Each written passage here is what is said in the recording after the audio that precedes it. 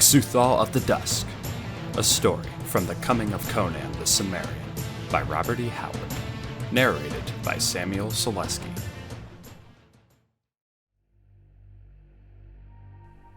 The desert shimmered in the heat waves. Conan the Cimmerian stared out over the aching desolation and involuntarily drew the back of his powerful hand over his blackened lips. He stood like a bronze image in the sand, apparently impervious to the murderous sun, though his only garment was a silk loincloth girdled by a wide gold-buckled belt from which hung a saber and a broad-bladed poignard. On his clean-cut limbs were evidence of scarcely healed wounds. At his feet rested a girl, one white arm clasping his knee, against which her blonde head drooped. Her white skin contrasted with his hard bronze limbs. Her short silken tunic, low-necked and sleeveless, girdled at the waist, emphasized rather than concealed her lithe figure. Conan shook his head, blinking. The sun's glare half blinded him. He lifted a small canteen from his belt and shook it, scowling at the faint splashing within. The girl moved warily, whimpering. "Oh, Conan, we shall die here. I am so thirsty." The Cimmerian growled wordlessly, glaring truculently at the surrounding waste, with outthrust jaw and blue eyes smoldering savagely from under his black tousled mane, as if the desert were a tangible enemy. He stooped and put the canteen to the girl's lips. "Drink till I tell you to stop, Natala," he commanded. She drank with little panting gasp, and he did not check her. Only when the canteen was empty did she realize that he had deliberately allowed her to drink all of their water supply, little enough that it was. Tears sprang from her eyes. "Oh, Conan," she wailed, wringing her hands. "Why did you let me drink it all? I did not know. Another is not for you." "Hush," he growled. "Don't waste your strength in weeping." Straightening, he threw the canteen from him. "Why did you do that?" she whispered. He did not reply, standing motionless and immobile, his fingers closing slowly around the hilt of his saber. He was not looking at the girl. His fierce eyes seemed to plumb the mysterious purple hazes off in the distance. Endowed with all the barbarian's ferocious love of life, an instinct to live, Conan the Cimmerian yet knew that he had reached the end of his trail. He had not come to the limits of his endurance, but he knew another day under the merciless sun in those waterless wastes would bring him down. As for the girl, she had suffered enough. Better a quick painless sword stroke than a lingering agony that faced him. Her thirst was temporarily quenched. It was a false mercy to let her suffer under the delirium, and death brought relief. Slowly, he slid the saber from its sheath. He halted suddenly, stiffening. Far out, on the desert to the south, something glimmered through the heat waves. At first he thought it a phantom, one of the mirages which had mocked and maddened him in that accursed desert. Shading his sun-dazzled eyes, he made out spires, and minarets, and gleaming walls. He watched it grimly, waiting for it to fade and vanish. Natala had ceased to sob. She struggled to her knees and followed his gaze. "Is it a city, Conan?" she whispered, too fearful to hope. "Or is it but a shadow?" The Cimmerian did not reply for a space. He closed and opened his eyes several times. He looked away, then back. The city remained where he had first seen it. "The devil knows," he grunted. "It's worth a try, though." He thrust the saber back in its sheath. Stooping, he lifted Natala in his mighty arms, as though she had been an infant. She resisted weakly. "Don't waste your strength carrying me, Conan," she pleaded. "I can walk." "The ground gets rockier here," he answered. "You would soon wear your sandals to shreds," glancing at her soft green footwear. "Besides, if we are to reach the city at all, we must do it quickly, and I can make better time this way." The chance for life had lent fresh vigor and resilience to the Cimmerian's steely thews. He strode out across the sandy waste as if he had just begun the journey. A barbarian of barbarians, the vitality and endurance of the wild were his, granting him survival where civilized men would have perished. He and the girl were, so far as he knew, the sole survivors of Prince Omeric's army, that mad motley horde which, following the defeated rebel Prince of Koth, swept through the lands of Shem like a devastating sandstorm and drenched the outlands of Stygia with blood. With the Stygian host on its heels, it cut its way through the black kingdom of Kush, only to be annihilated on the edge of the southern desert. Conan likened it in his mind to a great torrent, dwindling gradually as it rushed southward, to run dry at last in the sands of the naked desert. The bones of its members, mercenaries, outcasts, broken men, and outlaws, lay strewn from the Kothic uplands to the dunes of the wilderness. For days they had fled into the desert, pursued so far by Stygian horsemen that, when they shook off the pursuit, they dared not turn back. They pushed on, seeking water, until the camel died. Then they went on foot. For the past few days their suffering had been intense. Conan had shielded Natala all he could, and the rough life of the camp had given her more stamina and strength than the average woman possesses, but even so, she was not far from collapse. The sun beat fiercely on Conan's tangled black mane. Waves of dizziness and nausea rose in his brain. But he set his teeth and strode on unwaveringly. He was convinced that the city was a reality, and not a mirage. What they would find there, he had no idea. The inhabitants might be hostile. Nevertheless, it was a fighting chance, and that was as much as he had ever asked. The sun was nigh to setting when they halted in front of the massive gate, grateful for the shade. Conan stood Natala on her feet and stretched his aching arms. Above them the walls towered some 30 feet in height, composed of smooth, greenish substance that shone almost like glass. Conan scanned the parapets, expecting to be challenged, but saw no one. Impatiently, he shouted and banged on the gate with his saber hilt, but only the hollow echoes mocked him. Natala cringed close to him, frightened by the silence. Conan tried the portal and stepped back, drawing his saber as it swung silently inward. Natala stifled a cry. "Oh, look, Conan!" Just inside the gate lay a human body. Conan glared at it narrowly, then looked beyond it. He saw a wide-open expanse, like a court, bordered by the arched doorways of houses composed of the same greenish material as the outer walls. These edifices were lofty and imposing, pinnacled with shiny domes and minarets. There was no sign of life among them.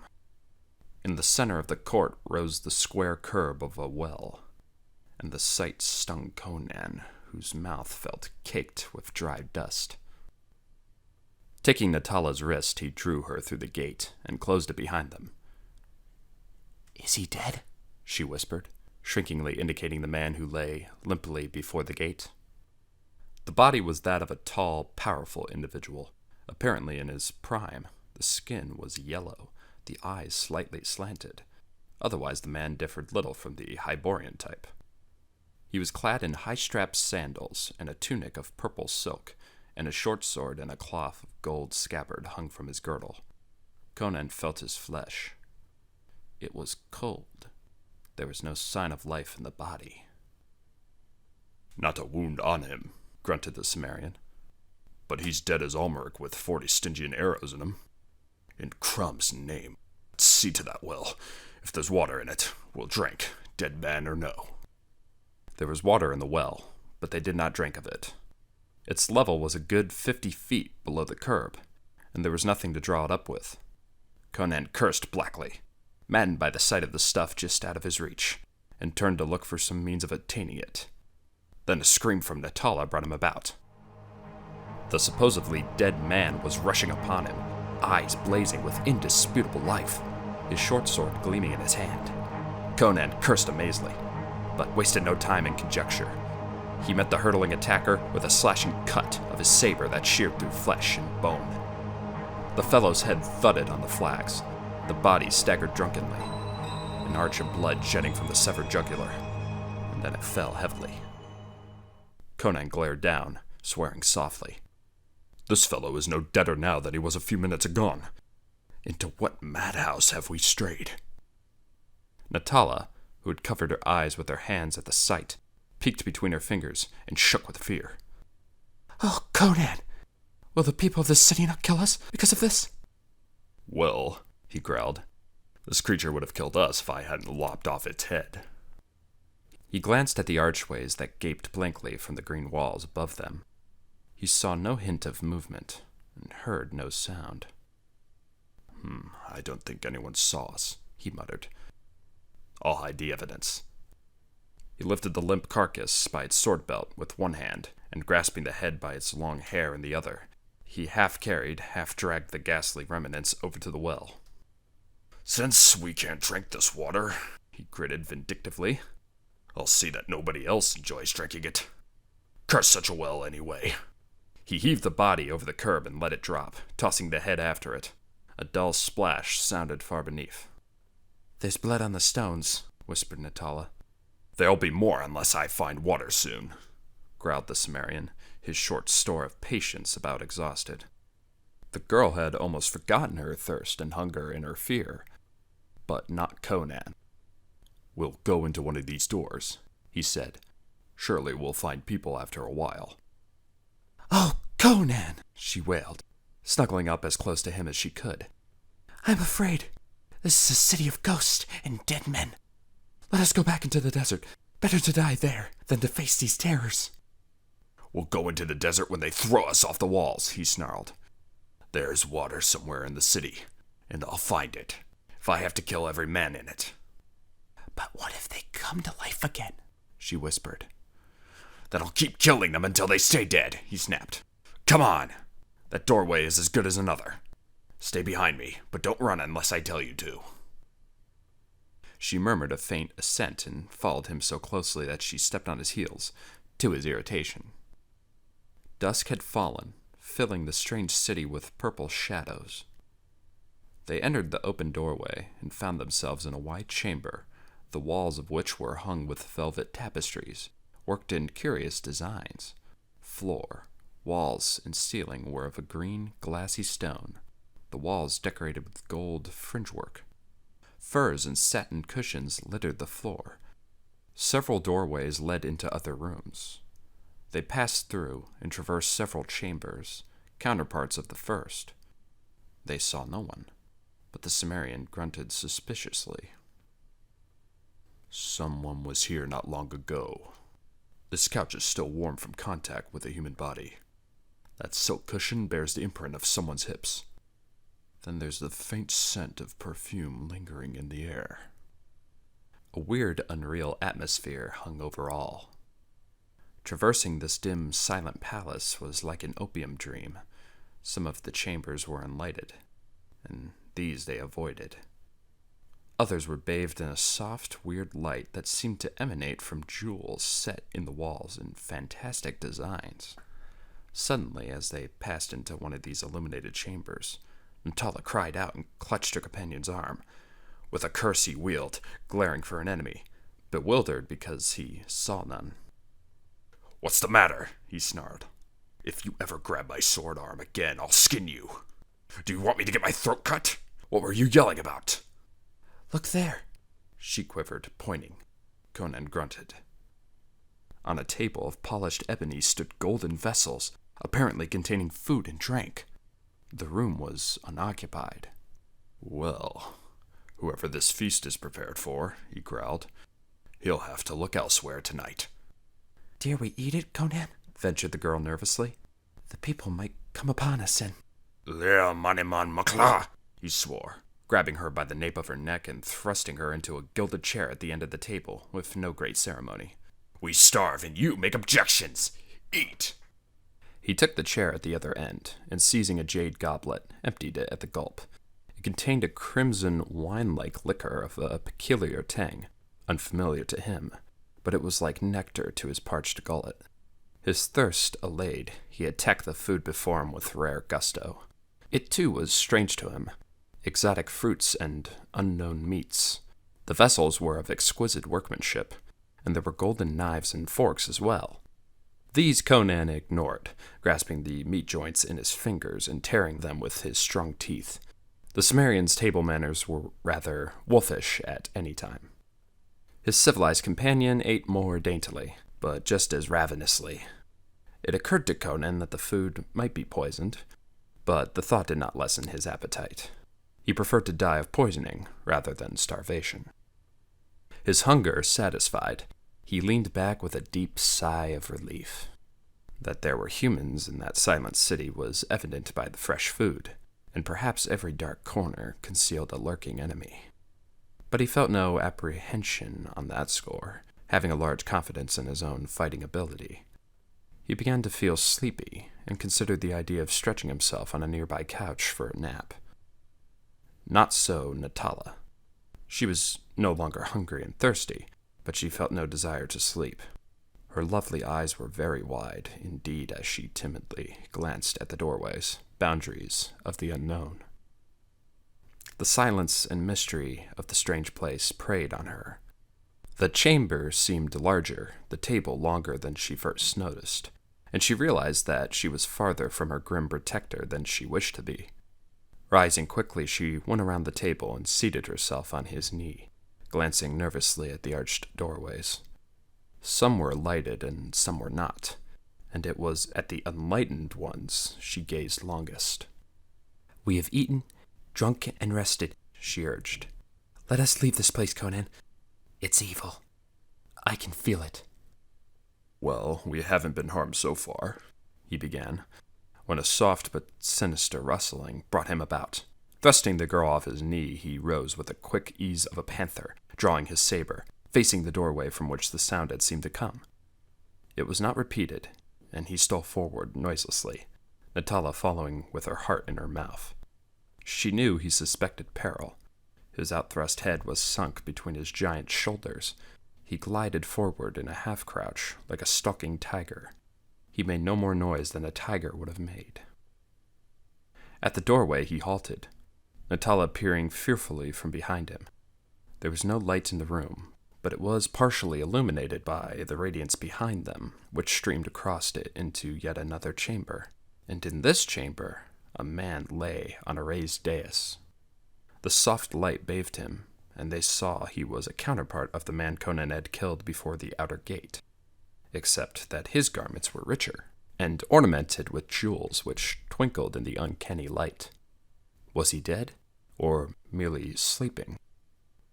Again came the faint, sinister sound, as if someone had thrust aside a hanging.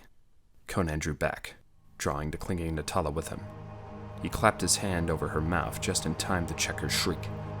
From where they now stood, they could no longer see the dais, but they could see the shadow it cast on the wall behind it.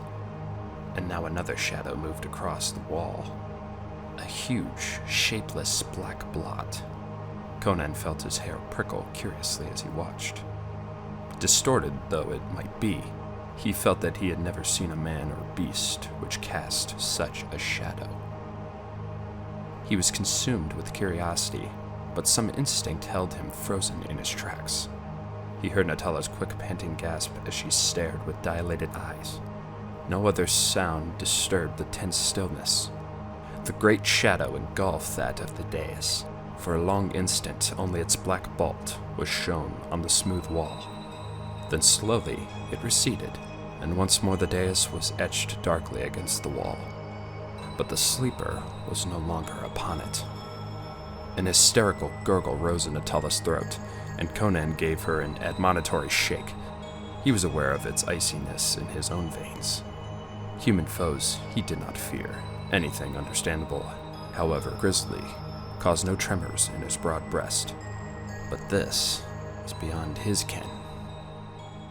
After a while, however, his curiosity conquered his uneasiness, and he moved out into the unlighted chamber again, ready for anything. Looking into the other room, he saw it was empty. The dais stood as he had first seen it, except that no bejeweled human lay thereon. Only on its silken covering shone a single drop of blood, like a great crimson gem.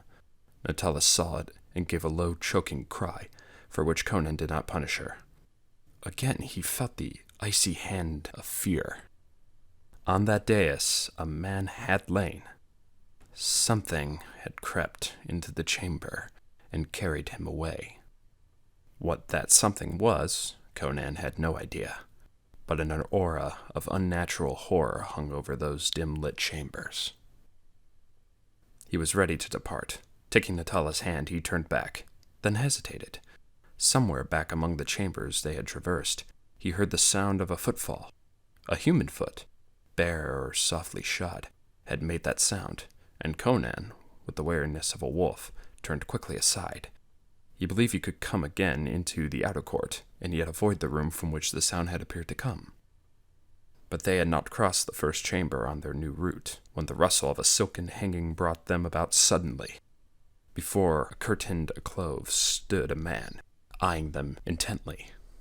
He was exactly like the others they had encountered, tall, well-made, clad in purple garments, with a jeweled girdle.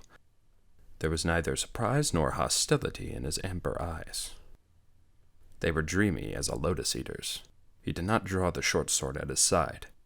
After a tense moment he spoke, in a far-away, detached tone, and a language his hearers did not understand. On a venture, Conan replied in Stygian, and the stranger answered in the same tongue. "Who are you?" "I am Conan, a Cimmerian," answered the barbarian. "This is Natala, a Barthunian. What city is this?" The man did not at once reply.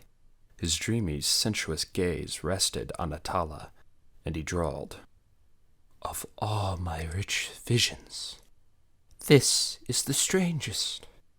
O girl of the golden locks, from what dreamland do you come? From Indara, or Tothra, or Kuth of the Star Girdle?" "What madness is this?" growled the Cimmerian harshly, not relishing in the man's words or manner. The other did not heed him. "I have dreamed more gorgeous beauties," he murmured. "Lithe women with hair dusky as night, and dark eyes of unfathomed mystery. But your skin is white as milk, your eyes are clear as dawn, and there is about you a freshness and daintiness alluring as honey. Come to my couch, little dream girl." He advanced and reached for her, and Conan struck aside his hand with a force that might have broken his arm. The man reeled back, clutching the numbed member, his eyes clouding. "What rebellion of ghost is this?" he muttered. "Barbarian, I command ye, be gone, fade, dissipate, fade, vanish." "I'll vanish your head from your shoulders," snarled the infuriated Cimmerian, his saber gleaming in his hand. "Is this the welcome you give strangers? Like crumb, I'll drench these hangings in blood." The dreaminess had faded from the other's eyes, to be replaced by a look of bewilderment. "Thog!" he ejaculated. "Are you real? Whence come you? Who are you? What do you in Xuthal?" "We came from the desert," Conan growled. "We wandered into the city at dusk, famishing. We found a feast set for someone. We ate it. I have no money to pay for it. In my country, no starving man is denied food, but you civilized people must have your recompense, if you are like all I have ever met. We've done no harm, and we are just leaving. I do not like this place, where dead men rise and sleeping men vanish into the bellies of shadows." The man started violently at the last comment, his yellow face turning ashy. "What do you say? Shadows? Into the bellies of shadows?" "Well," answered the Cimmerian cautiously, "whatever it is that takes a man from a sleeping dais and leaves only a spot of blood." "You have seen. You have seen." The man was shaking like a leaf, his voice cracked on a high-pitched note. "Only a man sleeping on a dais, and a shadow that engulfed him," answered Conan. The effect of his words on the other was horrifying. With an awful scream, the man turned and rushed from the chamber. In his blind haste, he carromed from the side of the door, righted himself, and fled through the adjoining chambers, still screaming at the top of his voice. Amazed, Conan stared after him, the girl trembling as she clutched the giant's arm. They could no longer see the flying figure, but they still heard his frightful screams, dwindling in the distance and echoing as from vaulted roofs. Suddenly, one cry, louder than the others, rose and broke short, followed by blank silence. Crom! Conan wiped the perspiration from his forehead with a hand that was not entirely steady. Surely this is a city of the mad. Let's get out of here, before we meet other madmen. It is all a nightmare, whispered Natala. We are dead and damned. We died out on the desert and are in hell. We are disembodied spirits. Oh! Her yelp was induced by a resounding spank from Conan's open hand. You're no spirit when a pat makes you yell like that, he commented, with the grim humor which frequently manifested itself at inappropriate times. We are alive, though we may not be if we loiter in this devil-haunted pile. Come! They had traversed but a single chamber when again they stopped short. Someone or something was approaching. They faced a doorway whence the sounds came, waiting for they knew not what. Conan's nostrils widened and his eyes narrowed. He caught the faint scent of the perfume he had noticed earlier in the night. A figure framed itself in the doorway. Conan swore under his breath. Natala's red lips opened wide. It was a woman who stood there staring at them in wonder. She was tall, lithe, shaped like a goddess, clad in a narrow girdle crusted with jewels. A burnished mass of night black hair set off the whiteness of her ivory body. Her dark eyes, shaded by long dusky lashes, were deep with sensuous mystery. Conan caught his breath at her beauty, and Natala stared with delighted eyes. The Cimmerian had never seen such a woman. Her facial outline was Stygian, but she was not dusky-skinned like the Stygian women he had known. Her limbs were like alabaster. But when she spoke, in a deep, rich musical voice, it was in the Stygian tongue. Who are you? What do you in Xuthal? Who is that girl? Who are you? Bluntly countered Conan, who quickly wearied of answering questions. I am Thalus, the Stygian, she replied. Are you mad to come here? I've been thinking I must be, he growled. By Crom, if I am sane, I'm out of place here, because these people are all maniacs. We staggered in for the desert, dying of thirst and hunger, and we came upon a dead man who tries to stab me in the back. We enter a palace, rich and luxuriant, yet apparently empty. We find a meal set, but with no feasters. Then we see a shadow devour a sleeping man. He watched her narrowly and saw her change color slightly. Well? Well, what? She demanded, apparently regaining control of herself. I was just waiting for you to run through the rooms howling like a wild woman, he answered. The man I told about the shadow did. She shrugged her slim ivory shoulders. That was the screams I heard then. Well, to every man his fate, and it's foolish to squeal like a rat in a trap. When Thog wants me, he will come for me. Who is Thog? Demanded Conan suspiciously. She gave him a long, appraising stare that brought color to Natala's face and made her bite her small red lip. Sit down on that divan, and I will tell you, she said. But first, tell me your names. I'm Conan, a Cimmerian, and this is Natala, a daughter of Berthudia, he answered. We are refugees of an army destroyed on the borders of Kush. But I am not desirous of sitting down, when black shadows might steal up on my back. With a light musical laugh, she seated herself, stretching out her supple limbs with studied abandon. Be at ease, she advised. If Thog wishes you, he will take you, wherever you are. That man you mentioned, who screamed and ran? Did you not hear him give one great cry, and then fall silent? In his frenzy, he must have run full into which he sought to escape. No man can avoid his fate. Conan grunted non-committedly, but he sat down on the edge of the couch, his saber across his knee, his eyes wandering suspiciously about the chamber. Natala nestled against him, clutching him jealously, her legs tucked up under her. She eyed the stranger woman with suspicion and resentment. She felt small and dust-stained and insignificant before this glamorous beauty, and she could not mistaken the look in the dark eyes which feasted on every detail of the bronze giant's physique. "What is this place, and who are these people?" demanded Conan. This city is called Xuthal. It is very ancient. It is built over an oasis, which the founders of Xuthal found in their wanderings. They came from the east, so long ago that not even their descendants remember the age. "Surely there are not many of them. These palaces seem empty." No, and yet more than you might think. The city is really one great palace, with every building inside the walls closely connected with the others. You might walk among these chambers for hours and see no one. At other times, you would meet hundreds of the inhabitants. "How is that?" Conan inquired uneasily. This savored too strongly of sorcery for comfort. Much of the time, these people lie and sleep. Their dream life is as important, and to them as real, as their waking life. You've heard of the Black Lotus? In certain pits of the city it grows. Through the ages they have cultivated it, until, instead of death, its juice induces dreams, gorgeous and fantastic. In these dreams they spend most of their time.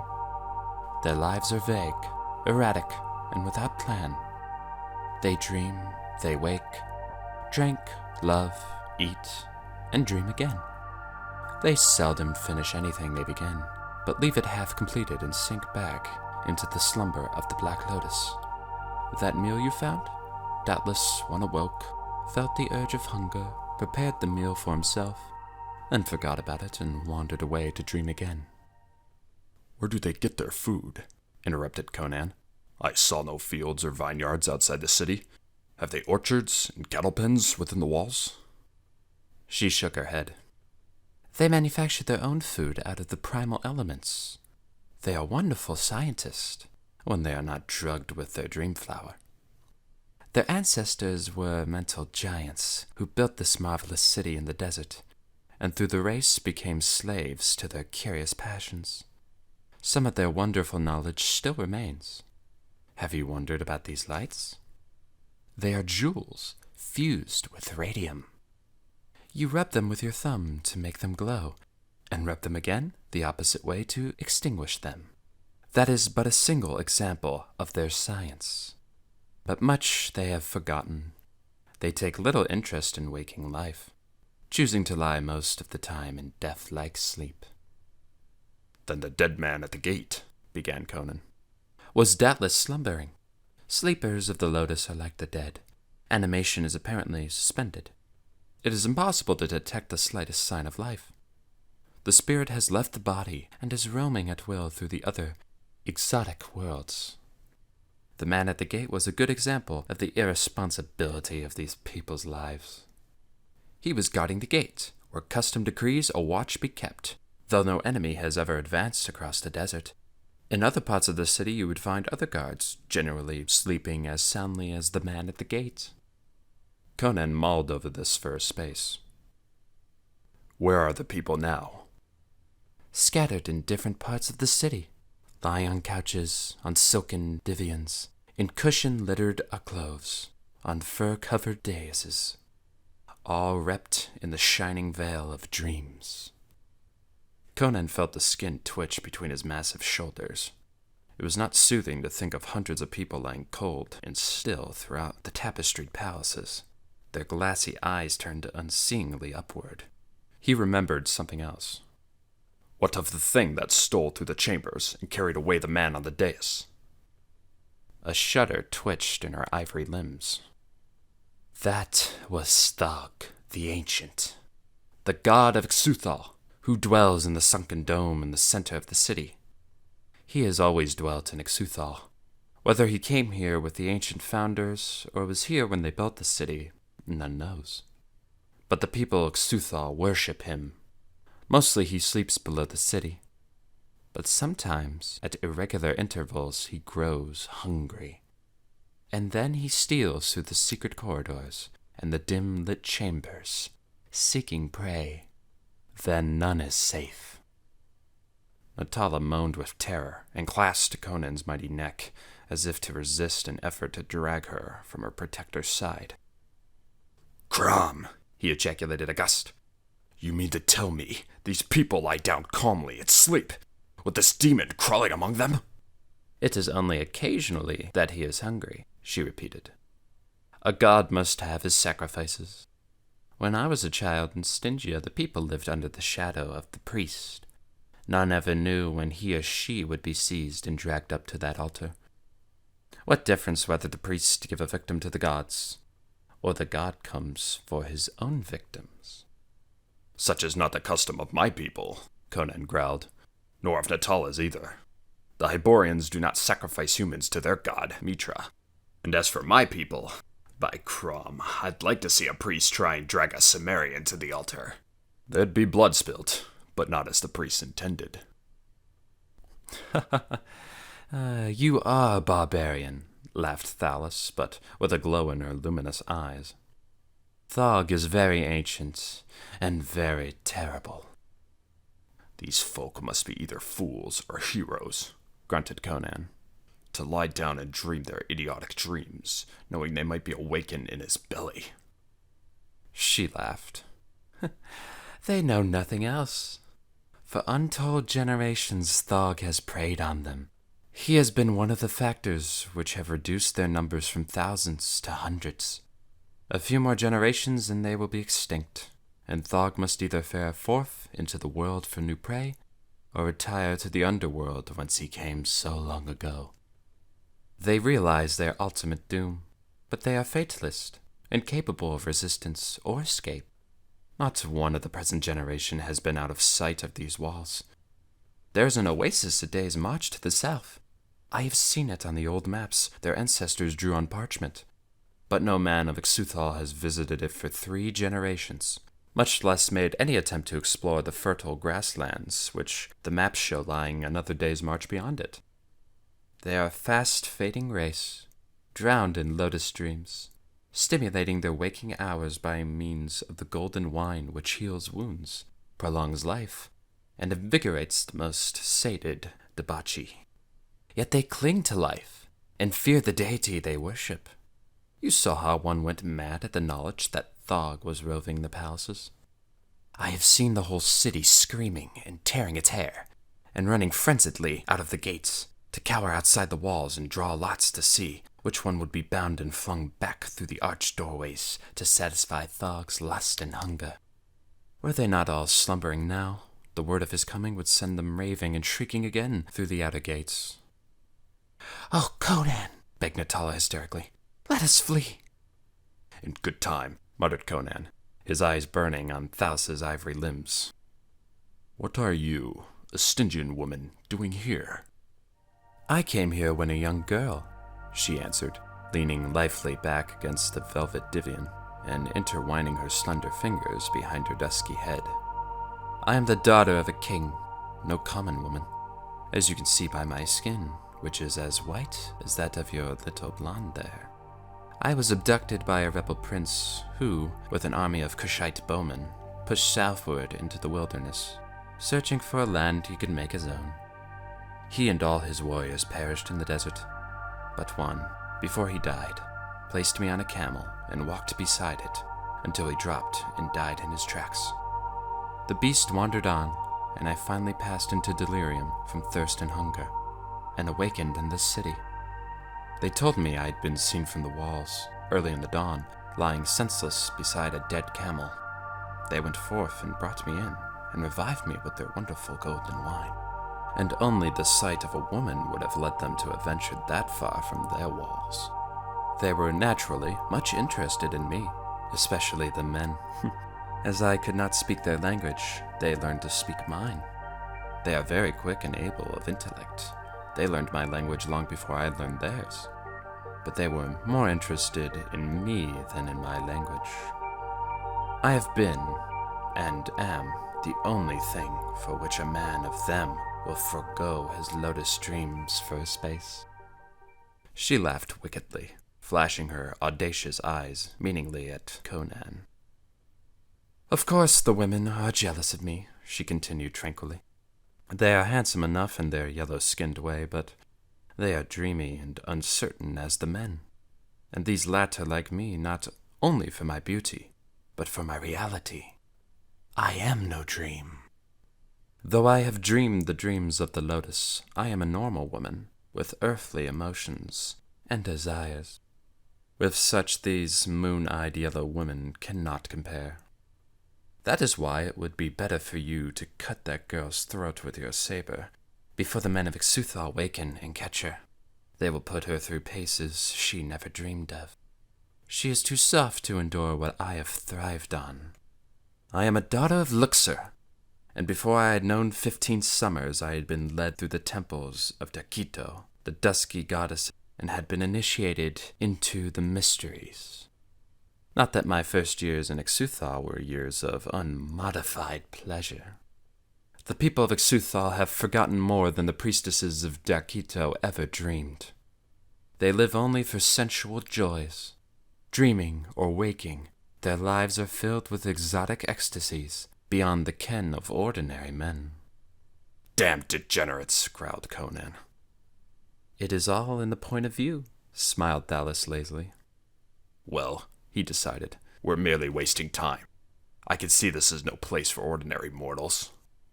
We'll be gone before your morons awake, or Thog comes to devour us. I think the desert would be kinder." Natala, whose blood had curled in her veins at Thalis's words, fervently agreed. She could speak Stygian only brokenly, but she understood it well enough. Conan stood up, drawing her up beside him. "If you'll show us the nearest way out of the city," he grunted, "we'll take ourselves off." But his gaze lingered on the Stygian's sleek limbs and ivory breast. She did not miss his look, and she smiled enigmatically as she rose with the lithe ease of a great lazy cat. "Follow me," she directed and led the way, conscious of Conan's eyes fixed on her supple figure and perfectly poised carriage. She did not go the way they had come, but before Conan's suspicions could be roused, she halted in a wide, ivory-chased chamber and pointed to a tiny fountain which gurgled in the center of the ivory floor. "Don't you want to wash your face, child?" she asked Natala. "It is stained with dust, and there is dust in your hair." Natala colored resentfully at the suggestion of malice in the Stygian's faintly mocking tone, but she complied, wondering miserably just how much havoc the desert sun and wind had wrought on her complexion, a feature for which women of her race were justly noted. She knelt beside the fountain, shook back her hair, slipped her tunic down to her waist, and began to lave not only her face, but her white arms and shoulders as well. "By Crom," grumbled Conan, "a woman will stop to consider her beauty if the devil himself were on her heels. Haste, girl, you'll be dusky again before we get out of sight of this city. And Thalis, I'd take it kindly if you furnish us with a bit of food and drink." For answer, Thalis leaned herself against him, slipping one white arm around his bronze shoulder. Her sleek naked flank pressed against his thigh, and the perfume of her foamy hair was in his nostrils. "Why dare the desert?" she whispered urgently. "Stay here. I will teach you the ways of Xuthal. I will protect you. I will love you. You are a real man. I am sick of these moon calves who sigh and wake and dream again. I am hungry for the hard, clean passion of a man from the earth. The blaze of your dynamic eyes makes my heart pound my bosom, and the touch of your iron-thewed arm maddens me. Stay here. I will make you the king of Xuthal. I will show you all the ancient mysteries and the exotic ways of pleasure. She had thrown both arms around his neck and was standing on tiptoe, her vibrant body shivering against his. Over her ivory shoulder, he saw Natala, throwing back her damp tousled hair, stop short, her lovely eyes dilating, her red lips parting in a shocked O. With an embarrassed grunt, Conan disengaged Thalis's clinging arms and put her aside with one massive arm. She threw a swift glance at the Berthunian girl and smiled enigmatically, seeming to nod her splendid head in mysterious cogitation. Natala rose and jerked up her tunic, her eyes blazing, her lips pouting sulkily. Conan swore under his breath. He was no more monogamous in his nature than the average soldier of fortune, but there was an innate decency about him that was Natala's best protection. Thalis did not press her suit. Beckoning them with her slender hand to follow, she turned and walked across the chamber. There, close to the tapestried wall, she halted suddenly. Conan, watching her, wondered if she had heard the sounds that might be made by a nameless monster stealing through the midnight chambers, and his skin crawled at the thought. "What do you hear?" he demanded. "Watch the doorway," she replied, pointing. He wheeled, sword ready. Only the empty arch of the entrance met his gaze. Then behind him sounded a quick, faint, scuffling noise. A half-choked gasp. He whirled. Thalis and Natala had vanished. The tapestry was settling back into place, as if it had been lifted away from the wall. As he gaped bewilderingly, from behind that tapestried wall rang the muffled scream in the voice of the Berthunian girl. Part 2. When Conan turned, in compliance with Thalis's request, to glare at the doorway opposite, Natala had been standing just behind him, close to the side of the Stygian. The instant the Cimmerian's back was turned, Thalis, with a pantherish quickness almost incredible, clapped her hand over Natala's mouth, stifling the cry she tried to give. Simultaneously, the Stygian's other arm was passed around the blonde girl's supple waist, and she was jerked back against the wall, which seemed to give way as Thalis's shoulder pressed against it. A section of the wall swung inward, and through a slit that opened in the tapestry, Thalis slid with her captive, just as Conan wheeled back. Inside was utter blackness as the secret door swung to again. Thalis paused to fumble at it for an instant, apparently sliding home a bolt, and as she shook her hand from Natala's mouth to perform this act, the Berthunian girl began to scream at the top of her voice. Thalis's laugh was like poisoned honey in the darkness. Scream if you will, little fool. It will only shorten your life. At that, Natala ceased suddenly, and cowered, shaking in every limb. Why did you do this? She begged. What are you going to do? I am going to take you down this corridor for a short distance, answered Thalis, and leave you for one who will sooner or later come for you. Oh! Natala's voice broke in a sob of terror. Why should you harm me? I have never injured you. I want your warrior, and you stand in my way. He desires me, I can read the look in his eyes. But for you, he would be willing to stay here and be my king. When you are out of the way, he will follow me. He will cut your throat, answered Natala with conviction, knowing Conan better than Thalis did. We shall see, answered the Stygian coolly from the confidence of her power over men. At any rate, you will not know whether he stabs or kisses me, because you will be the bride of him who dwells in the darkness. Come! Half mad with terror, Natala fought like a wild thing, but it availed her nothing. With a life strength she would not have believed possible in a woman, Thalis picked her up and carried her down the black corridor as if she had been a child. Natala did not scream again, remembering the Stygian's sinister words. The only sounds were her desperate, quick panting and Thalis's soft, taunting, lascivious laughter. Then the Berthunian's fluttering hand closed on something in the dark, a jeweled dagger hilt jutting from Thalis's gem-crusted girdle. Natala jerked it forth and struck blindly and with all her girlish power. A scream burst from Thalis's lips, feline in its pain and fury. She reeled, and Natala slipped from her relaxing grasp to bruise her tender limbs on the smooth stone floor. Rising, she scurried to the nearest wall and stood there panting and trembling. Flattening herself against the stones, she could not see Thalis, but she could hear her. The Stygian was quite certainly not dead. She was cursing in steady stream, and her fury was so concentrated and deadly that Natala felt her bones turn to wax, her blood to ice. "Where are you, you little she-devil?" gasped Thalis. "Let me get my fingers on you again, and I'll—" Natala grew physically sick as Thalis described the bodily injuries she intended to inflict on her rival. The Stygian's choice of language would have shamed the toughest courtesan in Aquilonia. Natala heard her groping in the dark, and then a light sprang up. Evidently, whatever fear Thaus felt of this black corridor was submerged in her anger. The light came from one of the radiant gems which adorned the walls of Xuthal. This Thaus had rubbed, and now she stood bathed in its reddish glow. A light different from that which the others had emitted.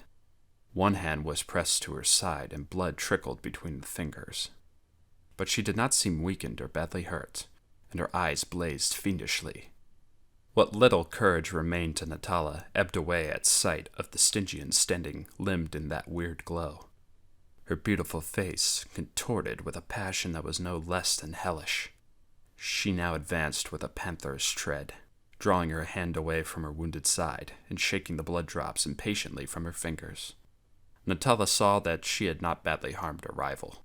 The blade had glanced from the jewels of Thaus's girdle and inflicted a very superficial flesh wound, only enough to rouse the Stygian's unbridled fury. "Give me that dagger, you fool," she gritted, striding up to the cowering girl. Natala knew that she ought to fight while she had the chance, but she simply could not summon up the courage. Never much of a fighter, the darkness, violence, and horror of her adventure had left her limp, mentally and physically. Thaus snatched the dagger from her lax fingers and threw it contemptuously aside. "You little slut," she ground between her teeth, slapping the girl viciously with either hand. "Before I drag you down the corridor and throw you into Thog's jaws, I'll have a little of your blood myself. You would dare to knife me? Well, with that audacity you shall pay." Seizing her by the hair, Thaus dragged her down the corridor a short distance, to the edge of the circle of light. A metal ring showed in the wall, above the level of a man's head. From it depended a silken cord. As in a nightmare, Natala felt her tunic being stripped from her, and the next instant Thaus had jerked up her waist and bound them to the ring, where she hung, naked as the day she was born, her feet barely touching the floor. Twisting her head, Natala saw Thaus unhook a jewel-handled whip from where it had hung on the wall, near the ring. The lashes consisted of 7 round silk cords, harder yet more pliant than leather thongs. With a hiss of vindictive gratification, Thaus drew back her arm, and Natala shrieked as the cords curled across her loins. The tortured girl writhed, twisted, and tore agonizedly at the thongs which imprisoned her waist. She had forgotten the lurking menace her cries might summon, and so apparently had Thaus. Every stroke evoked screams of anguish.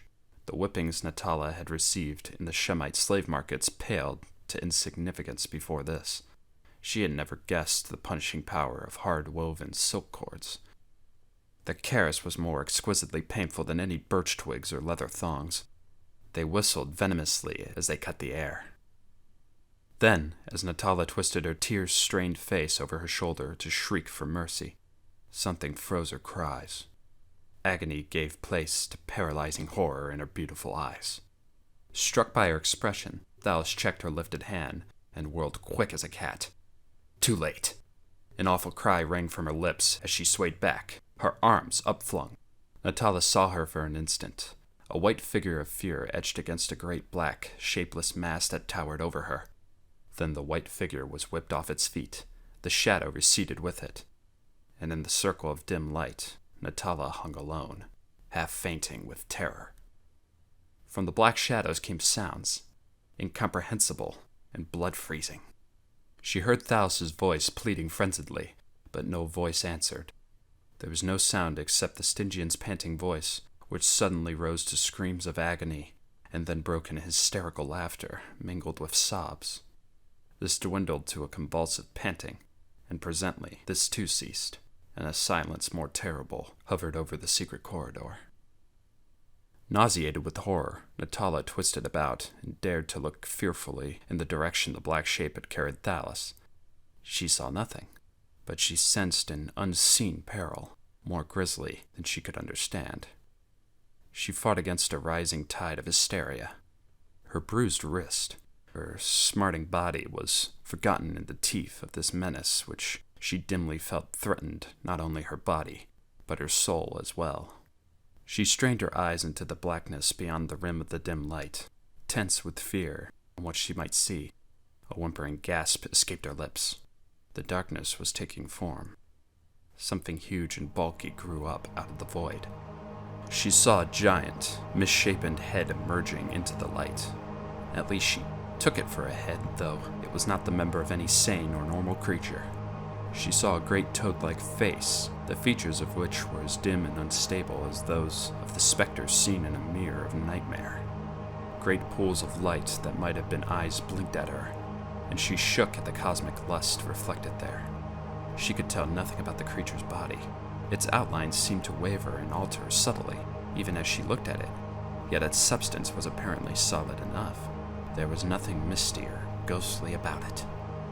As it came toward her, she could not tell whether it walked, wriggled, flew, or crept. Its method of locomotion was absolutely beyond her comprehension. When it had emerged from the shadows, she was still uncertain as to its nature.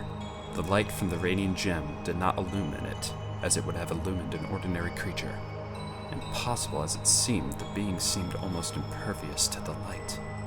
Its details were still obscure and indistinct, even when it halted so near that it almost touched her shrieking flesh.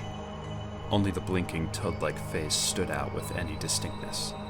The thing was a blur in the sight, a black blot of shadow that normal radiance would never dissipate or illuminate.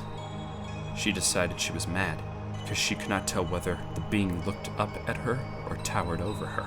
She was unable to say whether the dim, repulsive face blinked up at her form, the shadows at her feet, or looked down at her from an immense height. But if her sight convinced her that whatever its mutable qualities, it was yet composed of solid substance, her sense of feel further assured her of that fact. A dark tentacle-like member slid about her body, and she screamed at the touch of it on her naked flesh. It was neither warm nor cold, rough nor smooth. It was like nothing that had ever touched her before, and at its caress she knew such fear and shame as she had never dreamed of. All the obscenity and salacious infamy spawned in the muck of the abysmal pits of life seemed to drown her in seas of cosmic filth, and in that instant she knew that whatever form of life this thing represented, it was not a beast. She began to scream uncontrollably. The monster tugged at her as if to tear her from the ring by sheer brutality.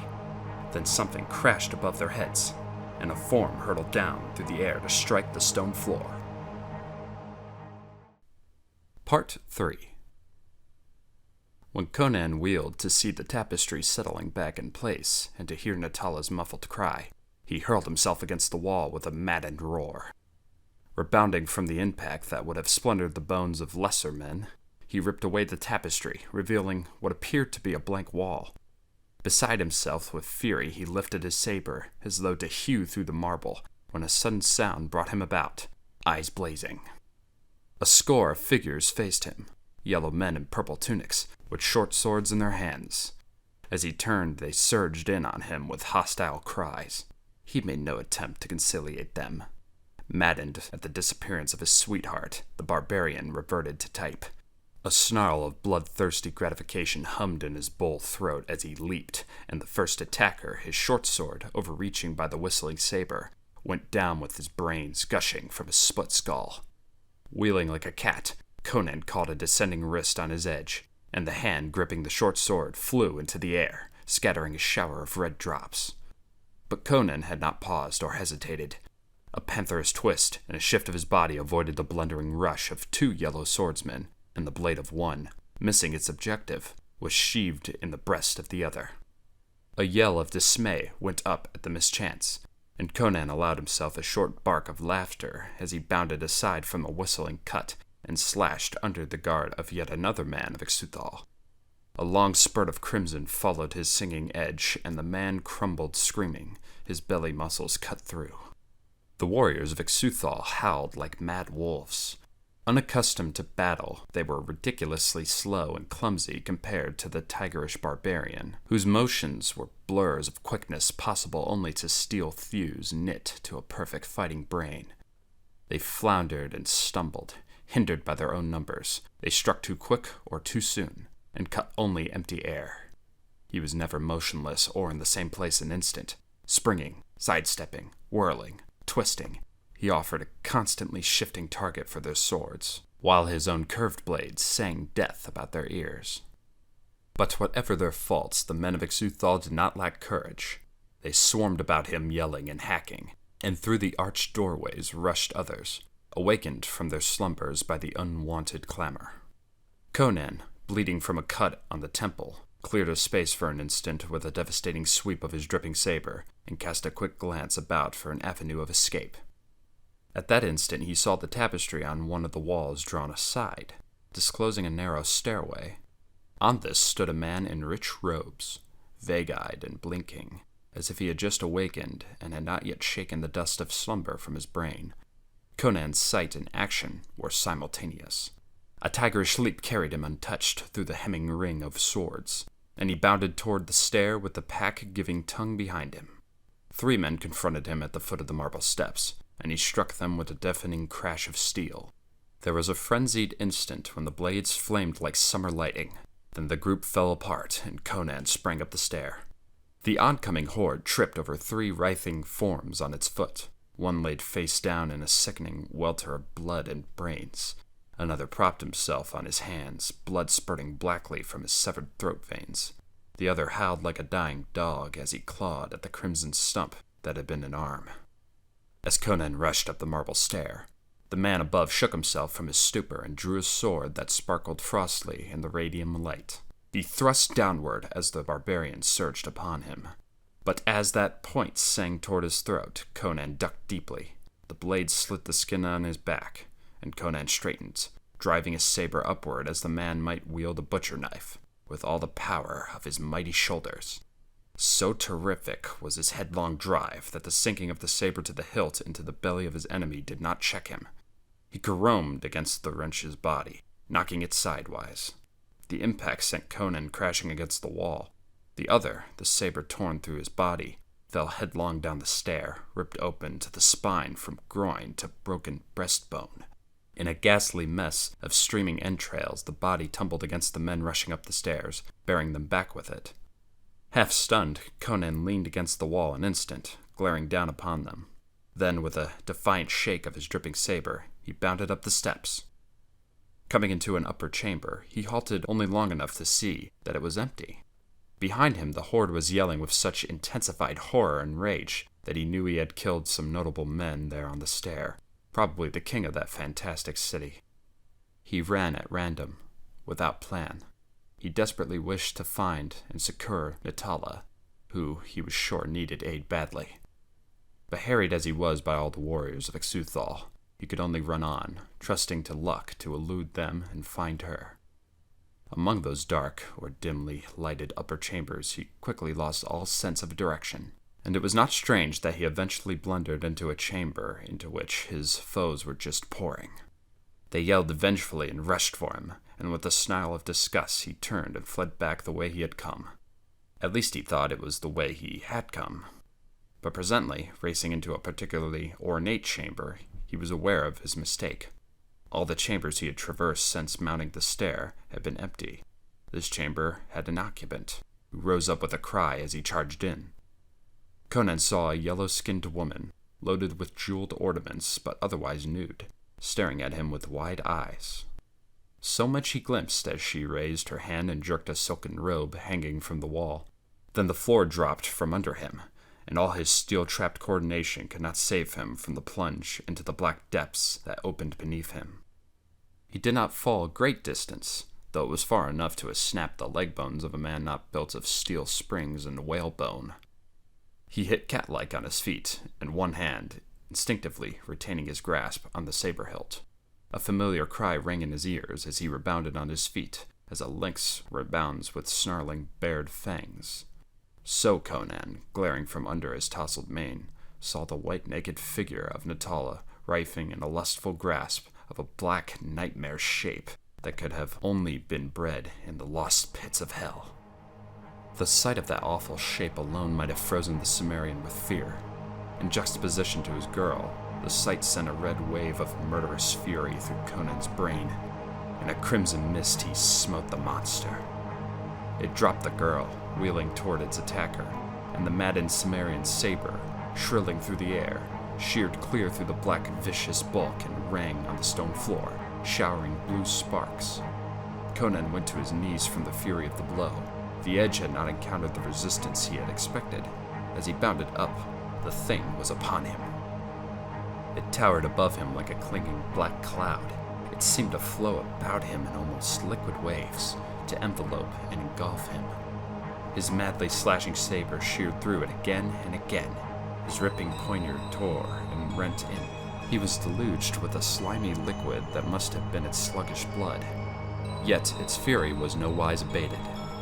He could not tell whether he was slashing off its members, or whether he was cleaving its bulk, which knit behind the slicing blade. He was tossed to and fro in the violence of that awful battle, and had a dazed feeling that he was fighting not one, but an aggregation of lethal creatures. The thing seemed to be biting, clawing, crushing, and clobbing him all at the same time.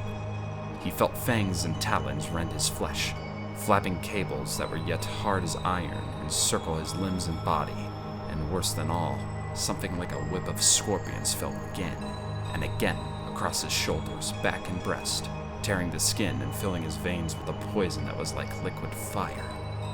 They had rolled beyond the circle of light, and it was in utter blackness that the Cimmerian battled.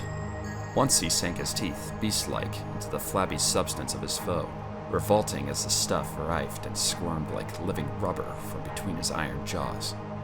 That hurricane of battle they were rolling over and over, farther and farther down the tunnel. Conan's brain reeled with the punishment he was taking. His breath came in whistling gasp between his teeth. High above him he saw a great toad-like face, dimly limed in an eerie glow that seemed to emanate from it. And with a panting cry that was half curse, half gasp of straining agony, he lunged toward it, thrusting with all his waning power. Hilt deep, the saber sank, somewhere below the grisly face, and a convulsive shudder heaved the vast bulk that half enveloped the Cimmerian. With a volcanic burst of contraction and expansion, it tumbled backward, rolling now with frantic haste down the corridor. Conan went with it, bruised, battered, invincible, hanging on like a bulldog to the hilt of his saber, which he could not withdraw, tearing and ripping at the shuddering bulk with the poignard in his left hand, goring it to ribbons. The thing glowed all over now with a weird phosphorus radiance, and this glow was in Conan's eyes, blinding him, as suddenly the heaving, billowing mass fell away from beneath him, the saber tearing loose and remaining in his locked hand.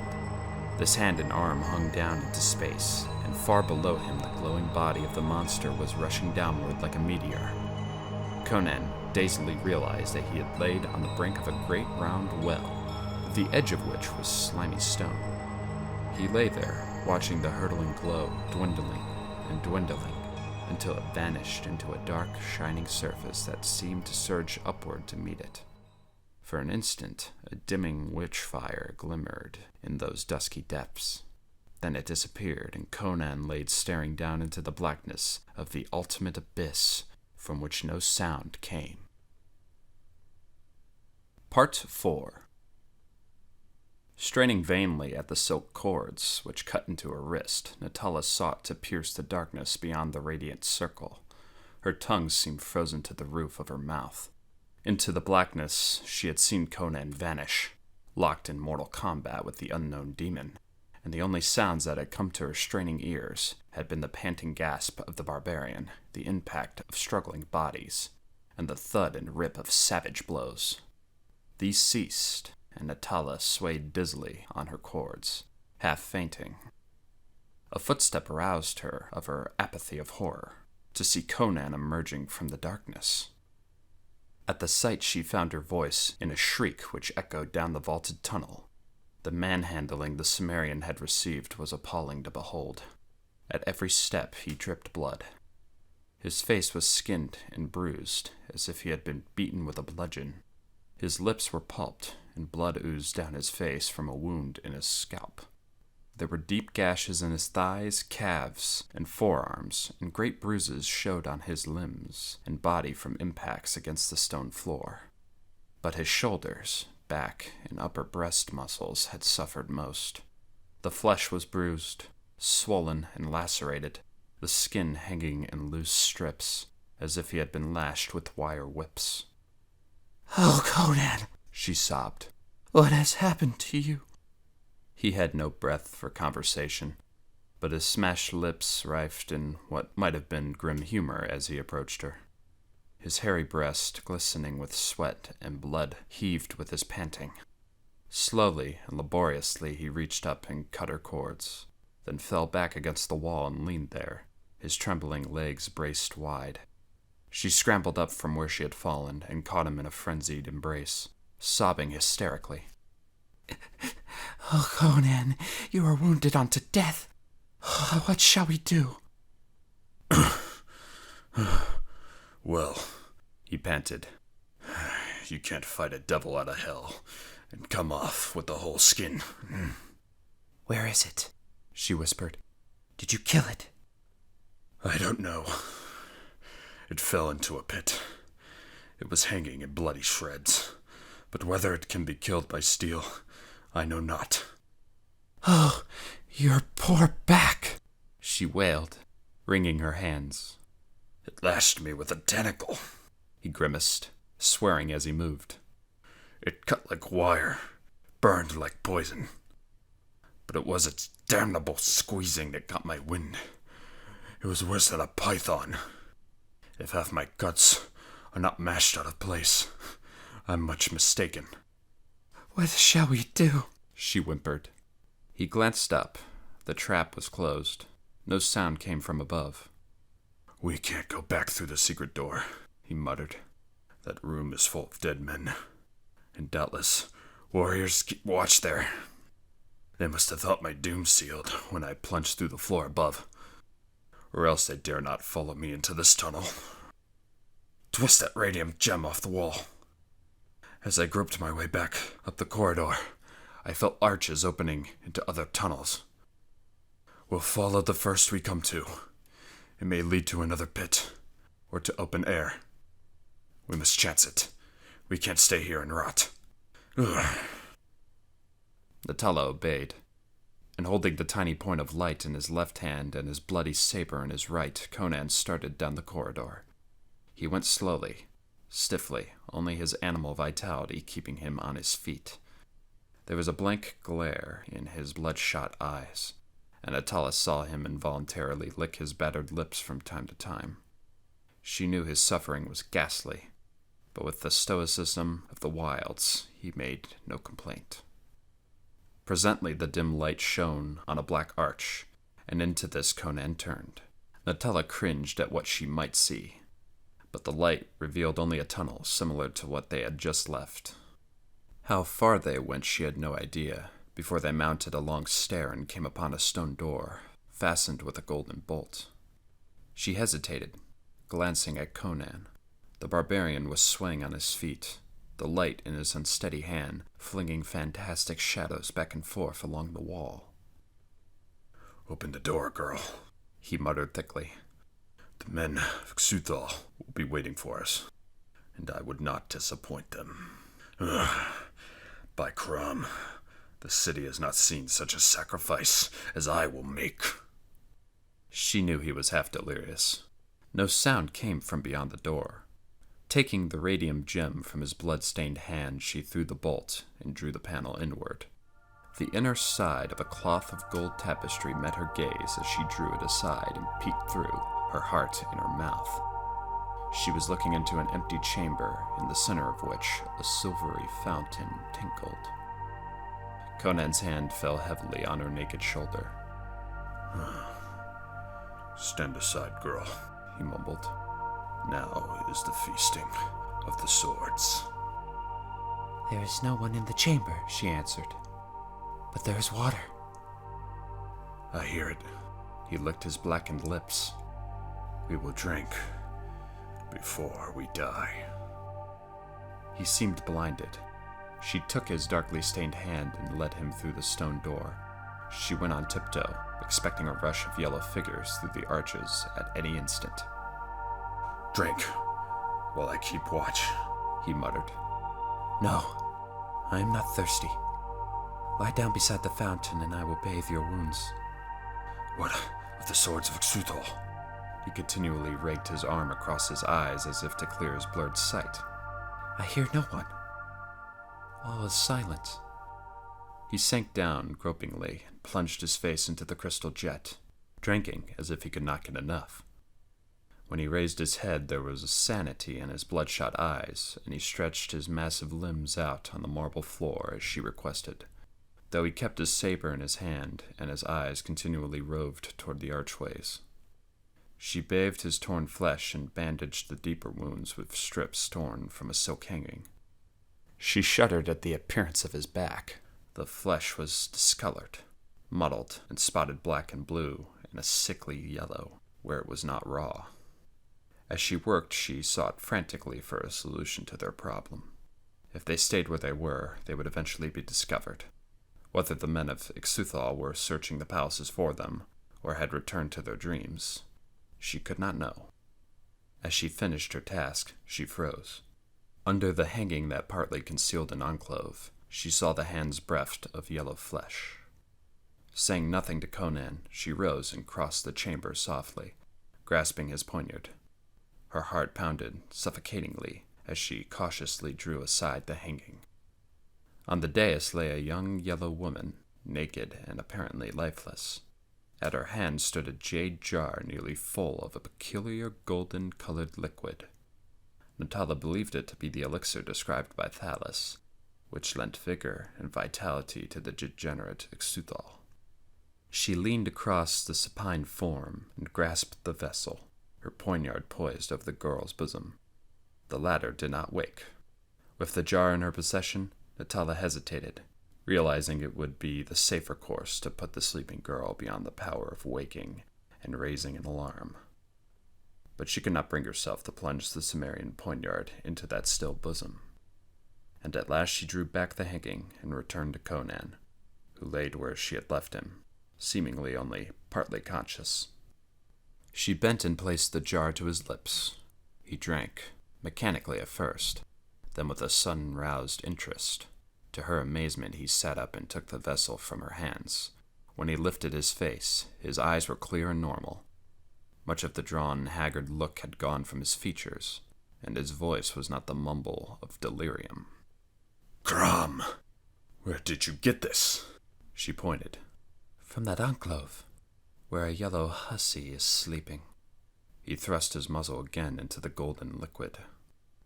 By Crom, he said with a deep sigh, I feel new life and power rush like wildfire through my veins.